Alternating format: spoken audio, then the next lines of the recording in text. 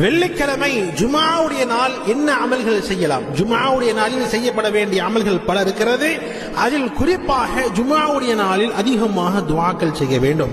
ரசூல் ஸல்லல்லாஹு அலைஹி வஸல்லம் அவர்கள் கூறுகிறார்கள், ஜுமாவுடைய நாளில் ஒரு நேரம் இருக்கிறது, அந்த நேரத்தில் அல்லாஹ்வுடையார் அல்லாஹ்விடத்தில் என்னவெல்லாம் துஆ கேட்பாரோ அல்லாஹ் நிச்சயமாக அதை வழங்காமல் இருப்பதில்லை என்பதாக ரசூல் ஸல்லல்லாஹு அலைஹி வஸல்லம் அவர்கள் சொன்னார்கள். எனவே ஜுமாவுடைய நாளில் அதிகமாக அல்லாஹ்விடத்தில் துஆ செய்ய வேண்டும், அல்லாஹ்விடத்தில் துஆக்கள் கேட்க வேண்டும். குறிப்பாக நம்முடைய வாழ்க்கையில் இருக்கக்கூடிய கவலைகள் நீங்க அல்லாஹ்விடத்தில் துஆ செய்யணும்.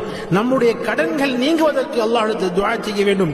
எதிரியின் தொல்லையை விட்டு அல்லாஹ்விடத்தில் பாதுகாப்பு கேட்க வேண்டும். மனித வியாபாரத்தில் அதிகமாக பரக்கத் பெற அல்லாஹ்விடத்தில் துஆ செய்ய வேண்டும். யா அல்லாஹ், என்னுடைய வியாபாரத்தில் பரக்கத்தை கொடு என்பதாக துஆ செய்யணும். அதே மாதிரி வாழ்க்கையில் மிக மிக முக்கியமானது நம்முடைய வாழ்க்கையில் நிம்மதி.